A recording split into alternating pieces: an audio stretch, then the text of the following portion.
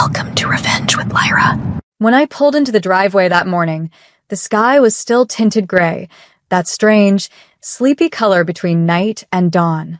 My hands were shaking from the cold, my mind still buzzing from 12 hours of fluorescent hospital lights and beeping monitors. I just wanted my bed, my peace, my home.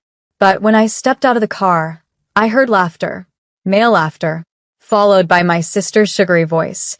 And, of course, the backyard's included. She won't be a problem. She? I froze. Through the living room window, I saw them. My dad, my sister Chloe, and a tall man in a suit holding papers. They were smiling. In my house. The house I'd bought after years of saving from double shifts. The house whose mortgage I alone had signed. Dad pointed toward the kitchen. She's barely ever here. Works all night. Won't even notice it's gone. My vision blurred for a second. Gone? Chloe laughed, flipping her perfect blonde hair. Exactly. We'll just say she couldn't afford it anymore. He'll pay cash. My jaw locked. I stepped quietly to the door and opened it just enough for the hinges to creak. All three heads turned. Emily. Dad's voice cracked into fake surprise. You're home early. The buyer smiled politely. Chloe froze, clutching her fake smile like a shield. I dropped my bag on the floor. My voice was calm. Don't stop on my account. For a moment, no one spoke. The tension in the room thickened, swirling like smoke. The man in the suit, clearly the potential buyer, cleared his throat, trying to keep things professional. I was told this property was for immediate sale. Are you Ms. Emily Carter?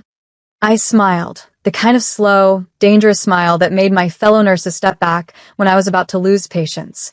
Yes, that's me, I said softly. The owner. Chloe's face drained of color. Wait, Emily, let me explain. I held up a hand. Explain what? That you're selling my house? Dad stepped in front of her, puffing his chest out like a man who still thought authority came with age. Watch your tone, young lady. This house belongs to the family. You wouldn't have it without me. Oh, you mean the down payment? I said.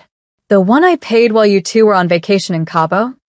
The buyer blinked, awkward. So, there's to dispute? There's no dispute, I replied, eyes locked on Dad. Just a very expensive lie. Dad muttered something under his breath about ungrateful children. Chloe tried again, her voice trembling now. Please, we were just trying to profit, I finished. You were trying to profit off the one person who actually worked for this roof. I turned to the man in the suit, my smile returning, sharp as glass. Sales off, I said. And you might want to leave before someone gets punched. The man didn't hesitate. He muttered something about miscommunication, grabbed his briefcase, and bolted out the door like it was on fire. The moment the door clicked shut, the air exploded. Dad slammed his hand on the table. You just cost us everything. Do you know what we could have gotten for this place? I stared at him. Do you know what I paid for this place? Chloe scoffed, folding her arms. You always act like you're some hero just because you work night shifts. Dad's been struggling, and you're sitting here guarding your money like it's gold. I took a slow step toward her. My money is gold. It bought this house. It fed you both when Dad's investments tanked. It paid your tuition when your scholarship fell through. Her lips trembled. You said that was a gift. It was, I said coldly, until you decided to sell the person who gave it. Dad's voice grew louder. You wouldn't have anything without me. I built this family. I snapped. Then why are you always tearing it down? The silence after that was so sharp it hurt. Dad's face went red, his fists clenching. You ungrateful brat. I moved first, my voice low, even dangerous. You raised that hand, and I swear I'll remind you I work in trauma. I've seen what happens to men who underestimate women. Chloe's eyes widened. Dad froze. And for once, I wasn't afraid. The silence was deafening, the kind that hums in your ears when rage and fear collide. Dad's hand trembled midair before he finally lowered it, muttering something about disrespectful girls. Chloe, always the actress, grabbed his arm, pretending to cry. Please, Dad, don't. She's just stressed. You know how nurses are, no sleep, no life. I almost laughed. You mean no boundaries? Her tears stopped instantly. You've changed, Emily. Yes, I said. I finally learned how to say no. I walked to the mantel and picked up a framed photo, me in scrubs, holding my first house key. Dad smiling beside me. I remembered that day. He'd said, "Proud of you, kid." Now, that same man had tried to sell it out from under me. I set the photo down gently, then turned toward them. "I'll give you both 2 hours," I said. "Pack what's yours and leave." Chloe blinked. "What?" "I'm changing the locks by noon." Dad laughed, an ugly, bitter sound. "You wouldn't dare." I stepped closer, close enough that he saw I wasn't bluffing. "You can test me if you want. But remember, I already called the police. They're aware of the attempted fraud." So, yes, Dad. "I dare." For a moment, no one moved. Then Chloe grabbed her purse. "You're insane." "No," I said softly, opening the door wide. "Just done being your investment." They walked out, and for the first time, the house felt like mine again. After they left, I stood in the middle of my living room, still, silent, listening to the echo of their footsteps fade down the street. The morning light filtered through the blinds, painting thin golden stripes across the floor. For the first time in years, I could breathe. But peace never lasts long when guilt starts dialing your number.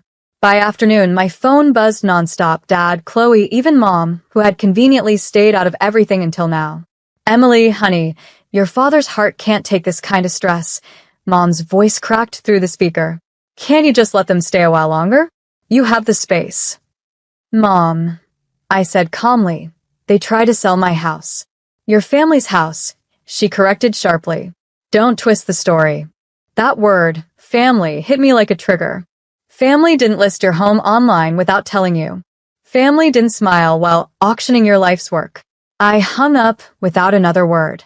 That night, I sat at the kitchen table and went through every document, every receipt, every proof that this house, my house, was legally mine. Then I made one final call. To my lawyer. By sunrise, restraining orders were drafted. No more visits. No more, we were just dropping by. And when Dad tried to show up that weekend, the new security system greeted him with flashing red lights and a voice that said, "You are not authorized to enter." Dad's rage exploded the next morning, not at my door, but online. He'd posted a Facebook rant about his ungrateful daughter who'd stolen the family home. Chloe added teary emojis and a caption that said, "Some people forget where they came from." The comments poured in sympathy, judgment, gossip. But what none of them realized was that I'd kept every message, every transaction, every screenshot from the months they drained me dry. So, instead of replying, I waited. The following day, a friend from the local paper, one of my patients' husbands, called. "Emily, I heard some noise about you online. Just so you know, your name's clean in the property registry. You want me to help set the record straight?" I hesitated, then smiled faintly. "Not yet. Let them dig their hole deeper." By Friday, the internet had turned on them.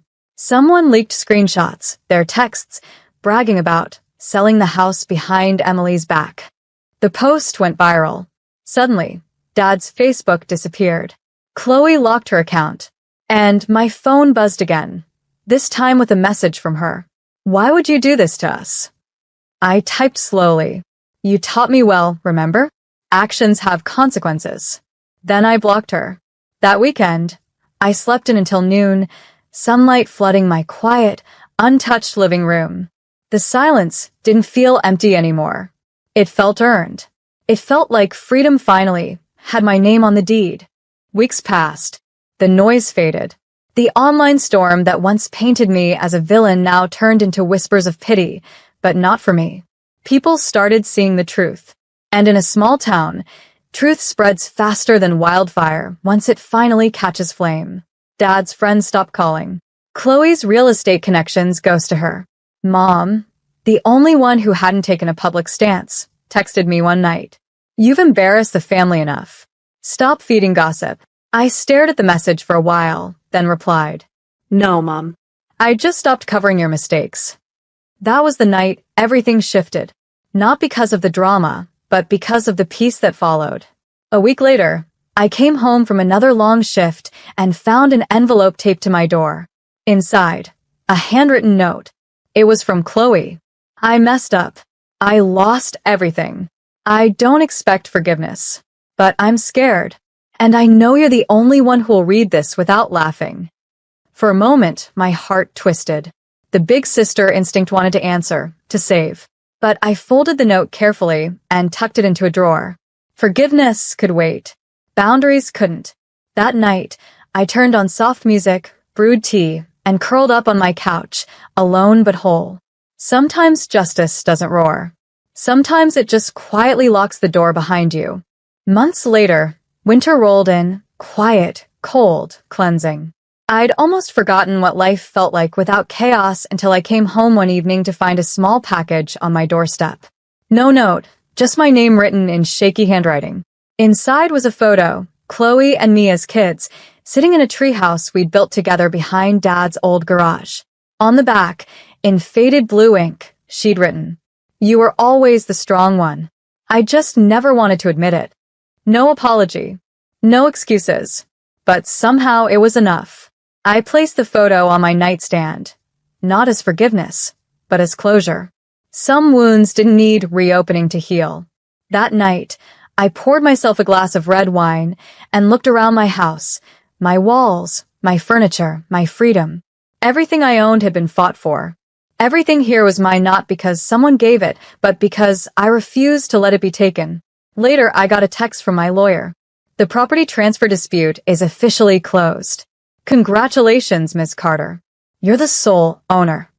I smiled, whispering, finally. I stepped outside, letting the snow fall on my face, soft, silent, forgiving in its own way. Somewhere out there, maybe they'd learn too. But their lessons weren't my responsibility anymore. I'd learned mine. Peace isn't inherited. It's earned, one painful, necessary boundary at a time. And this time, no one could sell it.